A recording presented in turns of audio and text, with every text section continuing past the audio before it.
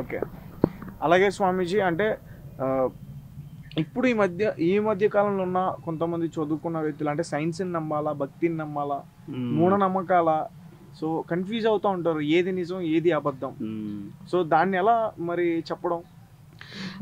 ధర్మం అనే ఒక విషయాన్ని మొదట కనిపెడితే మన తాతలు ముత్తాతల నుంచి దైవ కార్యక్రమాలకై మనం పుణ్యక్షేత్రాలకి వెళ్ళేవాళ్ళం. వెళ్ళేసి సంవత్సరంలో ఒకసారి ఏదైనా పెళ్లి జరిగినా, ఇంట్లో గొప్ప కార్యక్రమం జరిగితే దేవుడు ఉన్నాడు అని చెప్పేసి మనం యాదగిరిగుట్ట అని, తిరుమల వాసుడు అని, శ్రీశైలం అని వెళ్ళేవాళ్ళం. అలా ఇప్పుడు గత 30 సంవత్సరాల నుంచి చాలా తగ్గుతూ వచ్చింది. అని అంటే ఇప్పుడు మూఢనమ్మకాలని మనం నమ్మినామా, లేకపోతే మన పూర్వీకులు మనకిచ్చిన ఆచారాన్ని పాటించామా? ఖచ్చితంగా పూర్వీకులు మనకిచ్చిన ఆచారాన్ని వదిలేసాం మనం. మరి వాళ్ళు చనిపోయారు, వాళ్ళ కాలం చేత వదిలిపెట్టిన తర్వాత ఇప్పుడు యాదగిరిగుట్ట పోవాలి, పుణ్యక్షేత్రం ఇంట్లో ఒక కార్యక్రమం చేయాలి అంటే నీకు సమయమే లేదు, డబ్బులు ఖర్చు పెట్టగలుగుతున్నావు కానీ పని చేయట్లేవు. ఇలాంటి విషయాలలో నీవు మూఢనమ్మకాలను ఎందుకు నమ్ముతున్నావు అనంటే నీకు ముంగిట్లోకి అన్ని రావాలని ఆలోచిస్తున్నావు. ఇప్పుడు ఫలానా పుణ్యక్షేత్రానికి నువ్వు వెళ్ళాలి అంటే సమయం తీయకపోతే మరి నీకు మిగతా వాళ్ళందరూ చూసి నువ్వు ఏం చేయాలి, అధర్మంగా పోతున్న ఈ పనిలో సైన్స్ అనేది డెవలప్ అయింది అంటే మానవుడు సైన్స్ డెవలప్ చేసుకున్నాడు. అంతకు ముందుకే ఎన్నో పుణ్యక్షేత్రాలు కట్టున్నాయిగా, సైన్స్ కూడా అందని ఎన్నో క్షేత్రాలు ఉన్నాయి కదా. మరి అలాంటి క్షేత్రాలు ఉన్న ఈ సమాజంలో మీరు ఎలా నమ్ముతారు ఈ మూఢనమ్మకాలకే విలువ ఉన్నదని? మూఢనమ్మాలకి విలువ లేదు శంకర. మూఢనమ్మకాలని మానవుడు నమ్ముతున్నాడు, వాటికి విలువ లేదు. మూఢనమ్మకాలను ఎందుకు నమ్ముతున్నాడు అంటే నీవు బలహీనుడు మానసికంగా ఉన్నంత వరకు అవతల వ్యక్తి నీపై ఖచ్చితంగా ఆయన బలాన్ని ప్రయోగిస్తాడు. మూఢనమ్మకం అంటేనే అది కదా. మరి నీ బలహీనతని అతను ఉపయోగించుకుంటాడు. మరి నీ బలహీనతని నువ్వు ఎందుకు చెప్పాలి? మరి నీ రహస్యాలు, నీ కుటుంబాలు, నీ స్నేహితులు, నీ ఇంటి విషయాలు, సౌభాగ్య విషయాలు ఎప్పుడైతే నీవు బలహీనంగా వేరే వారికి చెబుతావో అదే మూఢనమ్మకం, అవతలి వ్యక్తి యొక్క బలం. అంతకు మించి ఇంకా వేరే కార్యక్రమాలు ఎక్కడ ఉన్నాయో రుజువులు చూపించండి. సైన్స్ డెవలప్ అవుతుంది నిజమే, శాస్త్రంగా ఎంతో భిన్నంగా వెళ్ళాం మనం, కానీ సైన్స్కి అందరినీ ఎన్నో ప్రశ్నలు ఉన్నాయి కదా. మరి అవెందుకు బయటకు అడుగుతలేడు మనిషి వచ్చి? సింపుల్గా నాకు 5 రోజుల్లో నేను ఐశ్వర్యం తెచ్చుకోవాలి, 10 రోజుల్లో నేను గొప్పవాడిని అయిపోవాలంటే అది మూఢనమ్మకం. మరి నువ్వు నీ తాతలు ముత్తాతలు దేవుని ఎంత పూజించారు, ఎన్ని కార్యక్రమాలు చేశావు, ఏం చేసావు అనేది కనుక్కుంటే అతను నువ్వు పుట్టింది దేనికో తెలుస్తుంది కదా. అది తెలుసుకోకుండా మూఢనమ్మకాల్లో సడన్గా నేను కరోడ్పతి అయిపోవాలి, సడన్గా నాకు లక్షలు రావాలంటే మూఢనమ్మకానికి విలువ ఎక్కువ ఉన్నది. మరి వస్తుందా? అలాగా వచ్చేదైతే మీరు నేను ఈరోజు ఈ ఇంటర్వ్యూ శివలింగాన్ని పెట్టుకొని కేదార్నాథ్ ఆలయం గురించి మాట్లాడుకునే వాళ్ళమా? ఎప్పటికైనా సైన్స్ని మానవులు గెలిచారు, కానీ భగవంతుడిని ఇంకా గెలవాల్సిన అవసరం ఉన్నది. ఈ మూఢనమ్మకాలు ఈ సమాజంలో ఉన్నాయి, ఇంకా రాను రాను రాను ఈ మూఢనమ్మకాలు వెళ్ళిపోతాయి. దైవమే ఆధిపత్యం అయిపోవచ్చు. ఈ సైన్స్తో పాటు మనందరం ఒకటే కావచ్చు. మనుషులు కూడా తెలుసుకుంటున్నారు ఈ మధ్యలో, ఎవరెవరు ఎలాంటి వాళ్ళని తెలుసుకుంటున్నారు. సమాజం మారింది, 30 ఏళ్ళు అవుతుంది. ఇంకో 30 ఏళ్ళల్లో ఈ మూఢనమ్మకాలు ఉంటాయని అనుకో, దైవమే ఉంటుండవచ్చు.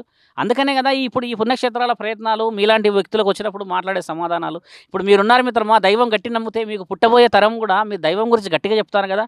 అప్పుడు ఒక తరాన్ని మీరు మార్చిన వాళ్ళే అవుతారు కదా. అదే పొరపాటు 30 సంవత్సరాల కింద మన పెద్దవాళ్ళు చేశారు, దైవం విషయంలో తప్పు చేశారు. నమ్మకం అనేది వదిలిపెట్టి మానవులకి కొద్దిగా వెనక్కి ఆలోచన చేసి తగ్గేసరికి మూఢనమ్మకాలకి విలువ వచ్చేసింది. ఓకే, చెప్పండి. అంటే ఇప్పుడు స్వామీజీ ఎక్కువగా అసలు మనుషులు మొన్న చూసాం కరోనా మహమ్మారి, దాని బారిన పడిపోయారు. సో దాని గురించి ముందే ఒక స్వామి రాశారు, ఒక మహమ్మారి వచ్చి అందరినీ ముడుతుంది అని చెప్పేసి. అయినా వస్తుందని చెప్పారు కానీ మళ్ళీ రెండోసారి వస్తుందని ఎందుకు చెప్పలేదు? ఇప్పుడు మళ్ళీ కరోనా వస్తుంది. ధర్మరక్షణకై చాలా బలమైన ప్రశ్న అడిగారు. శ్రీరాముడు మరియు జాంబవంతుడు, హనుమంతుడి విషయానికి వెళ్దాం మనం. ఎందుకంటే కరోనా అనేది ఇప్పుడు మానవులకి పట్టిన ఒక చిన్న జబ్బు మాత్రమే, అత్యంత విలువైన జబ్బు ఇంకోటి ఉంది మిత్రమా. ఇప్పుడు 5 మంది మనం ఉన్నాము, 5 మందిలో మనకి మానసికమైన స్థితిగతులు మన చేతిలో మనకు లేని జబ్బు ఒకటి ఉంది. ఇప్పుడు మీరు ఒక మంచి చదువుకున్న విద్యార్థులై కార్యకలాపాలు పాటించకుండా మీరు చేస్తున్న ప్రతిరోజు కార్యకలాపాల్లో ఎన్నో అధర్మ కార్యక్రమాలు చేసేసి అశాంతిగా పడుకుంటున్నారు. అంతకంటే జబ్బు, నీవు ఒక కరోనా అనే ఒక చిన్న మహమ్మారి వచ్చి నీ ప్రాణాన్ని తీసుకుపోతే దానివల్ల నీకు నష్టం జరిగింది అనేది కుటుంబానికి తప్పితే నీ గురించి మూడో వ్యక్తి బాధపడతాడా? అంటే ఈ మహమ్మారి గురించి ఎవరో చెప్పింది కాదు. ఈ మహమ్మారి అనేది ఈ 4-5 సంవత్సరాలకే వచ్చింది. మరి అంతకు ముందుకు 100 సంవత్సరాల ముందు ఒక జబ్బు వచ్చింది కదా, కలరా అని. అంతకు ముందుకు 100 సంవత్సరాల ముందు ఇంకో జబ్బు వచ్చింది కదా, బొక్కలకు సంబంధించి వచ్చి చనిపోయారు కదా. మరి అప్పుడు ఎవరు చెప్పారు? మరి గత 100 సంవత్సరాలుగా వస్తున్న ఈ జబ్బుల్లో ఈ జబ్బు ఒకటే అన్నప్పుడు దీనికి ప్రత్యామ్నాయంగా ఈ 3 సంవత్సరాల్లో మనం ఏం చేశాము? ఒక మానవుడిలాగా, ప్రభుత్వాల గురించి మాట్లాడతలేను మిత్రమా, వైద్యుల గురించి కూడా మాట్లాడతలేను, అధర్మమైన మాటలు మాట్లాడతలే, ఒక మనిషిలాగా నీవు ఏం చేశావు? ఒక కరోనా వచ్చి ప్రాణం తీసుకుపోతుంది అని అన్న తర్వాత నీవు ఏం చేశావు అనేది ఒక మంచి మనసుతో ఆలోచిస్తే మిత్రమా, మీరు ఇంతవరకు చేసిన ప్రయత్నమే లేదు ఎక్కడా కూడా. ఒక తులసి చెట్టు పెట్టండి అన్నాం, పెట్టారా? ఒక మంచి దేవుణ్ణి పూజించమన్నారు, పూజించారా? దేవుడి చుట్టూ 100 ప్రదక్షిణలు చేయండి, 108 ప్రదక్షిణలు చేసామన్నారు, చేశారా? ఎవరు ఎవరు చేయలేరు. బయటికే రావద్దు అన్నారు కదా. ఏది రావద్దన్నారు? మనుషులు ఏది రావద్దన్నారు? వ్యాధి రావద్దన్నారా?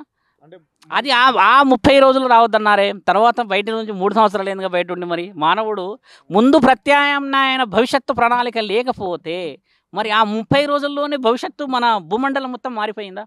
ఉమ్, మంచి ప్రశ్నకి నీకు జవాబు ఎలా చెప్పాలంటే మిత్రమా, లక్ష్మణుడికి ఒక చిన్న యుద్ధ సమయంలో ప్రాణం అనే ఒక భిక్ష వచ్చినప్పుడు హనుమంతుడు ఎక్కడికి వెళ్ళాడు? సంజీవని పర్వతానికి వెళ్ళాడు.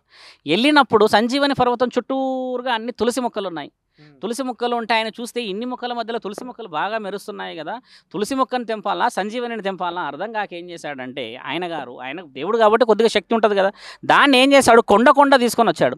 వచ్చిన తర్వాత హనుమంతుడు శ్రీరాముడి చెవులో చెప్పిన ముఖ్యమైన విషయం ఏమిందంటే, సంజీవని పర్వతాన్ని, సంజీవని అనే ఒక వృక్షాన్ని కాపాడుతుంది ఈ తులసి మొక్కలు. అంటే మానవుడి ప్రాణం పోయినప్పుడు వేస్తున్న ఈ సంజీవని అన్ని ప్రాంతాల్లో పెరగలేదు కాబట్టి ఈ యొక్క తులసి చెట్టు పెరిగే అవకాశం ఉన్నది కాబట్టి దీన్ని పెట్టుకుంటే మనం ముందుకు పోతామనే తంతు శ్రీరాముడి యుగంలోనే ఇంటింటికి తులసి చెట్టు ఆయన వెళ్ళి స్వయంగా భక్తులకు ఇచ్చిన సందర్భాలు ఉన్నాయి. కావాలంటే మీరు చరిత్ర పూటల్లోకి బుక్కులు తీసి చూడండి, కనబడతాయి. అంటే అక్కడే ఆయన ఆయుర్వేదానికి ఒక ప్రాణాన్ని కాపాడే ఒక మహమ్మారి వస్తున్నది అని తెలిసినప్పుడు ఆయన పెట్టాడు. అంటే అంత పెద్ద వనమూలికని మనం పూజిస్తున్నామా? ఇంట్లో తులసి చెట్లు ఏదో నామమాత్రంగా ఉంది. తులసి చెట్టే ఒక పెద్ద కొండ మీద ఉండి సంజీవనిని కాపాడింది అని అంటే అది మానవుడి ప్రాణాన్ని కాపాడేదే కదా. కాబట్టి సంజీవనిని పెంచుకోలేము కదా మనం. సంజీవని పెంచుకోలేనప్పుడు తులసి చెట్టు ఇంట్లో పెంచుకోవచ్చు కదా. మరి చిన్నదే పెంచుకుంటే స్వామి మీరు అన్నట్టుగా తులసి చెట్టు ఒక్కటి పెట్టగానే ఇప్పుడున్న ఈ మహమ్మారిలు పోతాయా అని అంటే ఈ మహమ్మారిలన్నీ మానవుడు తెచ్చుకున్నది. భగవంతుడు నుంచి పంచభూతాల నుంచి రావాల్సినది ఒకే ఒకటి, గాలి ద్వారా కానీ మంట ద్వారా కానీ నీరు ద్వారా కానీ రావాలి మనకి ఏదైనా జబ్బు. ఇవి రాకుండా ఇది వేరే కలుష్యంగా వస్తుంది కదా. అంటే కలుషితం చేసింది మానవుడే కదా. కాబట్టి పంచభూతాల నుంచి వచ్చే ప్రాణాన్ని కాపాడడానికి తులసి చెట్లు భగవంతుడు సృష్టించి పెట్టాడు. మానవులు ఇప్పుడు అనుకుంటున్నాం కరోనా వచ్చిందని అంటే అది ఇంత పెద్ద వైరస్, అది ఆ వైరస్ ద్వారా వచ్చిందంటే మనం అశుభ్రత, మన ఆలోచన బాగలేదనే కదా. ఇవన్నీ ఆలోచన మనం చేయాల్సిందే కదా. మరి ఎవరు చేస్తారు? ఎలా ప్రయత్నం చేస్తారు? మరి నిమిత్తమైన ఆలోచన నీవే చేస్తే, మరి పరిమితమైన ఆలోచనలో నీవే ఉంటే అపరితమైన ఆలోచన ఎప్పుడు చేయగలవు? ఇంత పెద్ద ప్రపంచంలో నీ యొక్క విషయం ఎప్పుడు చేరాలి? ఈరోజు మీరు నన్ను కలిశారు, మరి నన్ను కలవడానికి మీకు ఇన్ని రోజులు పడితే మరి మనం చెప్పిన విషయం ఈ మొత్తం ప్రపంచాన్ని చేరడానికి ఎన్ని రోజులు పట్టాలి? ఎన్ని తులసి చెట్లు కావాలి మనకి? ఒకప్పుడు అంటే తులసి చెట్లు చాలా ఉండే, ఇప్పుడు ఉన్నాయా? బలం ఉందా వాటికి? అంటే చెప్పింది కూడా మీరు ఒకసారి మళ్ళీ చెప్తానండి. అంటే ఒక జనసంఖ్యలో చెప్పేశారు ఎంతమంది మరణిస్తారు. ఇప్పుడు మీరు చెప్తున్నారు అంటే కరోనా కన్నా మహమ్మారి ఇంకా ఉంది, భూగర్భంలో ఉంది అని చెప్తున్నారు. మరి ఏంటి అది అసలు ఏంటి? చూడండి మిత్రమా, కరోనా అనేది మన సైన్స్కు సంబంధించినంత వరకు ఒక వైరస్, అంటే ఒక సూక్ష్మ వాయువు ద్వారా మానవుల యొక్క ప్రాణాలను తీసింది కాబట్టి భయం అనేది వచ్చింది. మాస్కులు పెట్టుకున్నారు, ఎన్నో శానిటైజర్స్ అన్ని వాడాం. కానీ కరోనా రాకముందు నుంచే ఉన్న మానసికమైన ఒక వ్యాధి మన ప్రతి ఇంట్లోనే ఉంది. అది అంటే మన మనస్సు మన చేతిలో లేకుండా ఎన్నో క్షణికమైన నిర్ణయాలు తీసుకొని సొంతంగా ప్రాణాలు తీసుకుంటున్నాము కదా. సొంతంగా ప్రాణాలు తీసుకొని ఎంతమంది చనిపోయిన వాళ్ళు మనం ఇప్పుడు లెక్కలు పెట్టుకుంటున్నాం. అలాంటి లెక్కలు లేవు. తల్లిదండ్రులను వదిలిపెట్టేసి 25 సంవత్సరాలు పెంచిన పిల్లలు వెళ్ళేసి సూసైడ్ చేసుకుంటున్నారు, రైలు పట్టాల కింద అని, ఆత్మహత్యలని, విషపూరితమైన మందులు తాగి చనిపోతున్నారు కదా. మరి కరోనా కంటే మహమ్మారమైన వ్యాధిని మనం పట్టగలుగుతున్నప్పుడు మానసికమైన ఈ వ్యాధిని ఎందుకు పట్టట్లేకపోతున్నాం? అంటే లోపం ఎవరిది? తల్లిదండ్రులది ఉన్నదా? పెంపకంలో తప్పున్నదా? గురువులది తప్పున్నదా? లేదంటే నీ చుట్టుపక్కల ఉన్న వాతావరణం తప్పున్నదా? ఈ యొక్క మంచి ఆలోచనని మీరు బలంగా ఆలోచిస్తే మిత్రమా, మీకే ఈ కరోనా కాదు కదా 100 కరోనాలను కూడా ఆపగలిగే శక్తి వస్తుంది. మీ మనస్సు మీ చేతిలో లేదు, మీ మనస్సును మీరు గెలవలేరు. క్షణికంగా మీరు చనిపోతున్నారు. ఇంటిల్లాదులని మీరు రోడ్డు పైన వేసేస్తున్నారు. అమ్మ నాన్న చెల్లి అందరూ ఎంతో ఇబ్బంది పడుతున్నారు. మీ వల్ల ఏదో ఉపయోగం జరుగుతుందంటే సడన్గా మీరు కాలం చేసేస్తున్నారు. అలాంటి చిన్న కారణం చేత చనిపోతున్న మీకు కరోనా ఒక చిన్న వ్యాధి మాత్రమే. పెద్ద మహమ్మారి వచ్చేసి శరీరంలోనే ఉంది కదా మిత్రమా, దాన్ని ఎలా మీరు బయటకేస్తారు? అది చూడండి. మీరు కరోనాని కనిపెట్టడానికి శాస్త్రవేత్తలు ఉన్నారు, మనోజ్ఞానం ఉన్న ఎందరో గురువులు పండితులు వేదాలు చదివిన వాళ్ళు ఉన్నారు. దానికి విరుగుడు కూడా ఒక చిన్న మన వేదాల్లో కూడా చెప్పబడింది. వ్యాధి పుట్టక ముందుకే మందుని కనిపెట్టాడు పరమేశ్వరుడు అని చెప్పి పెద్ద ఒక మంత్రం ఉన్నది. అంటే ఇప్పుడు దానికి వ్యాధి పుట్టింది, దానికి మంత్రానికి సంబంధించిన యంత్రము పుట్టింది. కానీ మానవుడి యొక్క మానసిక పరిస్థితులు, మనసు యొక్క శరీరాన్ని కంట్రోల్ చేసుకునే స్థితిగతులకు ఏ మందులు పుట్టలేదే. మరి ఆ మందులు పుట్టించే ప్రయత్నం చేస్తే బహుశా ప్రపంచం ఇంకొక 25 ఏళ్ళ తర్వాత మళ్ళీ పుట్టి మంచి ప్రపంచం, మంచి జీవితం రావచ్చేమో. అది ఆలోచించండి మీరు.